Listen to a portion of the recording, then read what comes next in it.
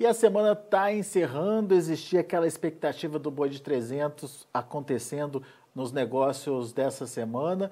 Afinal de contas, o que a gente pode entender da motivação desse movimento de alta que a gente viu acontecer, para onde o mercado vai e o que pode acontecer com o arroba do boi, o preço da carne daqui por diante. Para encerrar a semana, a gente convidou o Douglas Coelho, sócio da Radar Investimentos. O Douglas está aqui com a gente já na tela. Seja bem-vindo, viu, Douglas? Obrigado pela participação aqui com a gente no Notícias Agrícolas. E eu já começo te perguntando dessa semana que foi interessante de ser analisada. Afinal de contas, a gente teve uma puxada bastante importante aí nos preços e especulou-se, inclusive, o boi de 300. Vocês detectaram o boi de 300 aí na Radar e, mais do que isso, qual é a realidade da semana, Douglas? Seja bem-vindo. Muito boa tarde, Alexander. Muito boa tarde a todos os amigos do Notícias Agrícolas. Sempre um prazer falar com vocês. Pois é, Alexander, foi uma semana agitada, né? Houve algumas mudanças de fundamentos, né? Mas o boi de 300 a gente ainda não verificou aqui em São Paulo. Houve negócio, sim, de 295, né? Entre 200 e 295 foram os negócios mais firmes que foram apurados, pontuais, né? Até colocados dentro da indústria para conseguir evoluir alguma coisa das escalas de abate, mas o boi de 300 ainda não aconteceu. Muito bem. Agora, o que justificou essa evolução dos preços, Douglas, até agora? Alexandre, a gente via desde meados de dezembro, né, a partir ali do dia 16, 17 de dezembro, uma dificuldade muito grande da indústria em compor as escalas de abate, né, em evoluir as escalas de abate. E essa situação veio se arrastando praticamente até meados de janeiro, né?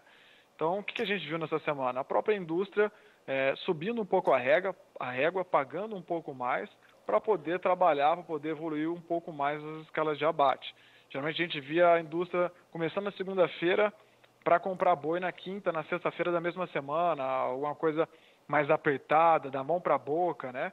Enquanto nessa semana a gente já viu as escalas evoluir um pouco mais para o dia 22, dia 25, então traz, não vamos falar algum conforto, né? Conforto seria uma palavra muito forte no momento de oferta estrutural enxuta, mas uma situação menos apertada para a indústria. Mas a evolução dessas escalas foi pagando mais, tiveram que pagar mais para conseguir evoluir. Exatamente, esse foi o gatilho para conseguir evoluir, né? Tiveram que levantar um pouco a régua dos preços para buscar um pouco mais de animais e compor mais cadenciado essas escalas. Essa é a nossa visão. E são escalas vigorosas ou com falhas, Douglas? A gente viu a indústria, Alexander, tentando um movimento de equilibrar as margens nessa fase de transição. Talvez a gente esteja vivendo agora uma fase de transição em janeiro, nesses meses de janeiro, né? Por quê? Porque a oferta segue estruturalmente enxuta, a carne no atacado, né? Teve também alguma sustentação, porque esse abate continuou curto, mas a vazão dessa carne em si não tem sido tão vigorosa quanto a gente viu no final de dezembro e meados de dezembro, né? Então a indústria reduziu um pouco esses abates, né, na tentativa de sustentar e equilibrar um pouco a carne também. Então a gente viu, em alguns casos, menos animais por dia, mas alongando um pouco mais essas escalas, né? Uma indústria que batia totalmente seco, abaixou um pouco a quantidade de animais por dia, mas alongou mais dias de operação na tentativa de equilibrar essas margens e a vazão da carne no atacado. Mas dentro de um atendimento à demanda desse frigorífico. Exatamente. Tem um custo fixo também, a indústria tem um custo fixo alto, né? A gente não pode esquecer isso, mas tentando equilibrar essa oferta enxuta ainda nos primeiros dias de janeiro e a vazão da carne que já deu alguns sinais aí de encolhimento também. Muito bem. Agora, e a carne, Douglas? Ela continua subindo? Ela seguiu essa tendência de alta da arroba? Você falou que no começo ela se destacou também junto com a arroba, mas e agora? Sim, exatamente. A carne é um fundamento que a gente está acompanhando de perto, né? A fase de transição que a gente vê em plena safra, talvez tenha vindo por três motivos, né? As escalas de abate, a gente já comentou o que aconteceu, né? Essa readequação com algum alongamento aí, menos apertada. o segundo vem pela carne e o terceiro pelo dólar, né? E o quarto até pelas chuvas, né? Esses são os fundamentos dessa fase de transição que a gente está vendo. Olhando para a carne, como você havia perguntado, em dezembro e janeiro ela conseguiu ganhar um patamar muito alto, né? As vendas no final do ano foram positivas, surpreenderam positivamente, seja no mercado interno, seja no mercado externo, e agora parece que elas podem ter encontrado um ponto de equilíbrio. Hoje a gente vê uma carne ao redor de R$17,80, R$80 a carcaça casada, um pouco mais estável no final dessa semana, quando a gente compara com o final da semana anterior ou início dessa semana. 17,80 meio que está parecendo que é um preço de equilíbrio, então, Douglas, nesse momento. Sim, entre R$17,80 e R$18, frente às variações dia a dia de dezembro, parece que ela está um pouco mais acomodada nesse sentido. E isso paga um boi de quanto, hein, Douglas? Essa pergunta é bem específica, bem peculiar, né? Se a gente tem frigorífico que reequilibra a questão no mercado interno, tem a venda de couro, de sebo, de miúdos, né? Algum frigorífico tem mais exposto à China, mais exposto ao Oriente Médio. Então, pensar que essa carne remunera um boi simplesmente assim não seria tão direto, né? Mas se a gente for multiplicar, vamos fazer uma conta bem simples aqui, 17,80 vezes 15, que é...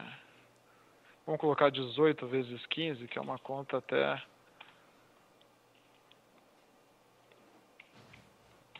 Se a gente for voltar essa conta da carcaça casada, é claro que, como a gente até ponderou aqui antes, tem miúdos, couro, sebo, cada frigorífico tem um nicho específico, mas multiplicando por 15, uma carcaça aí de 18,50 daria um boi de 277,50.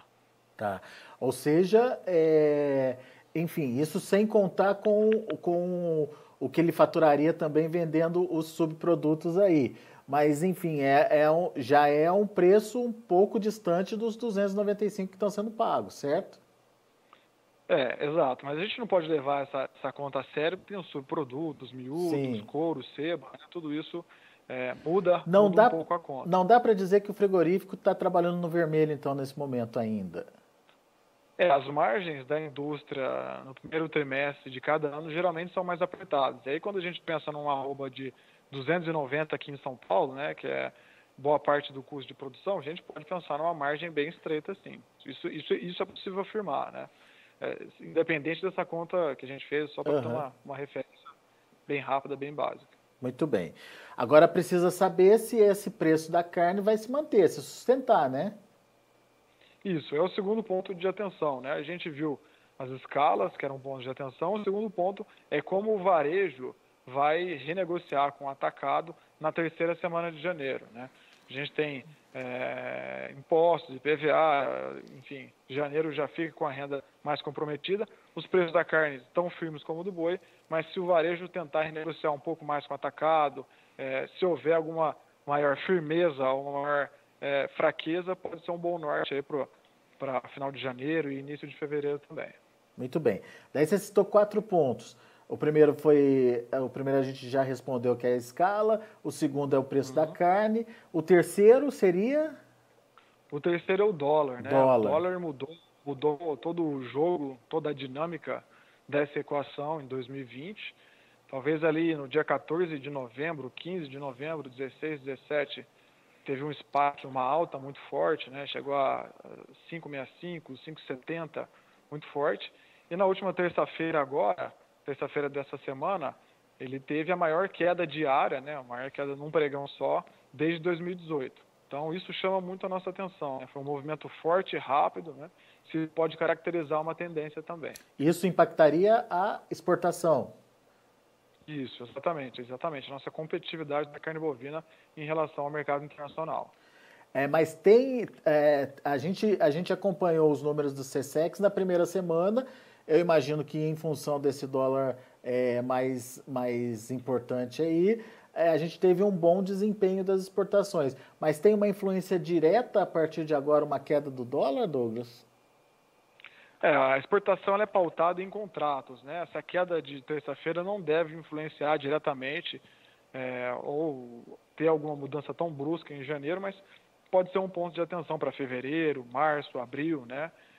O que a gente viu na primeira semana de janeiro, com os dados da SECEX, foi um volume diário alto, né? Talvez tenha corrigido alguma coisa do finalzinho de dezembro, mas aquela média diária de 5,5, 6,5 mil toneladas dia, ela veio para quase 8,1, né, mil toneladas dia. A gente não pode cravar o desempenho do mês todo com uma Com essa semana média, apenas, né? né? Seria exatamente prematuro fazer isso, mas não deixa de ser um volume bem forte. Muito bem. Bom, então tem mais um quarto fator que seria As chuvas, as as chuvas. chuvas, Isso, que vai exatamente. implicar no aumento ou não da oferta de animais. Exato, exatamente, né? A palavra que caracteriza bem a dinâmica das chuvas em dezembro foi irregularidade, né? Não só em Goiás, no Mato Grosso, em Tocantins, mas aqui em São Paulo também. A gente viu um dezembro com chuvas irregulares em boa parte das áreas desses estados, são os estados Mato Grosso do Sul também, forte de pecuária, né? São Paulo menos em relação aos demais, mas são estados de pecuária aí, a gente olha mais para o centro-oeste, e isso muda a dinâmica da oferta de animais terminados, né? A gente até viu um movimento em Goiás, em alguns locais de São Paulo aqui, do pecuarista que estava sem pasto, realmente já enviando o seu animal para o boitel, enviando o animal para o coxo, porque estava com a dificuldade realmente de suprir esse animal com base só nas pastagens, né? Isso tem mudado agora, meados de janeiro. Atrasou, sim. Em dezembro a gente não teve, nos 10 primeiros dias de janeiro a gente não teve, mas a gente está vendo, sim, aos poucos, uma regularização das chuvas, uma frequência com volume maior dessas precipitações nesses estados. Isso Então isso pode ter um significa, reflexo também. isso significa uma volta da oferta? Isso seria uma segunda derivada, né? Se as chuvas realmente vierem com frequência, com volume, né, o que a gente está vendo nos últimos dias, se esse cenário, né, for estendido, como a gente está vendo até hoje, no dia 15, dia 14, é possível pensar que a oferta pode gradativamente melhorar também, né? Isso depende da recuperação das pastagens ao longo desse tempo. O fato do dia 15, dia 14, esse meados de mês, a gente não vê uma oferta que seja capaz aí de mudar toda a dinâmica em plena safra, né, já mostra que essas chuvas ficaram irregulares, foram atrasadas, né, mas aos poucos elas estão acontecendo, né, e é preciso ter firmeza para afirmar se elas vão refletir numa oferta mais abundante em fevereiro também. A gente acompanhou algumas análises ao longo da semana, Douglas, que pontuavam o seguinte, que não é só uma questão de recuperação de pastagem. Existe também uma falta de boi, principalmente daquele boi que ficaria pronto nesse momento e que foi puxado, né, que foi levado para atender uma demanda que aconteceu lá no final do mês. Ou seja, teria um buraco de oferta aí. Você concorda com essa análise? Qual que é a sua opinião sobre ela? Ela faz sentido, sim, mas a gente tem que ponderar que houve bons preços, não só em dezembro também, mas em novembro e outubro, né? Então, o pecuarista que poderia aproveitar mais, eu acredito que esse seja o caso, né? Aproveitar essa alta de preços, ele foi cadenciando essa venda durante esses meses, né? E o próprio janeiro, em 290 ou 285, para uma safra, é um bom preço também. Acho que o pecuarista que tem essa condição, tem esse animal pronto, né? Ele deve pesar se ele consegue continuar estendendo esse animal, né? Se ele consegue pegar preços maiores também, não deixa de ser um bom preço para o período, né? Mas faz sentido sim, é possível pensar que no ano passado, com preços em alta, exportação bombando também, o pecuarista tem aproveitado essa cadência, essa puxada e vendido um pouco mais de animais sim para fazer caixa. Daí a pergunta é, esse animal vai fazer falta agora, Douglas? Será? A ponto de mexer com as cotações? Ou safra é safra, não tem... mesmo que falte um pouquinho de animal, esse animal tenha sido antecipado aí, ainda assim tem o suficiente para atender o mercado e até mexer com os preços? Entendi. Assim, o termo fazer falta é bem relativo também com a demanda, né? A gente vai ter uma demanda agora sem o auxílio emergencial, embora nas exportações a gente teve um janeiro com um ótimo desempenho, então a oferta de animais terminados também tem que ter relação com essa demanda, né? Se a demanda realmente der uma acalmada, as indústrias podem fazer o que elas estão fazendo agora, que é tentar até mesmo cadenciar esses abates, né? Só que como você bem ponderou, a gente está na safra, né? A gente tem que pensar que a maior oferta de animais terminados no Brasil, né, no sistema de criação do Brasil, acontece entre janeiro e maio e abril, né, que é esse animal de pasta, é um animal criado extensivamente. Ele ainda, por mais que o confinamento tenha crescido nos últimos anos como uma ótima ferramenta de fornecimento de animal terminado, né, entre safra, um bom acabamento, né, com uma rapidez, né, atendendo até o mercado externo, mercado interno, a grande parte de animal terminado ofertado acontece nos próximos meses, nas próximas semanas. Então, a gente teve sim um 2020 com preços ótimos, janeiro está tendo preços também bem acima da média, mas como você bem colocou, safra ela fala mais forte, né? Safra entre safra, e aqui por enquanto, mesmo com a ascensão do confinamento, ela é bem caracterizada com animal de pasto. Legal. Só para a gente encerrar e concluir, enfim, baseado nas informações que você trouxe para a gente.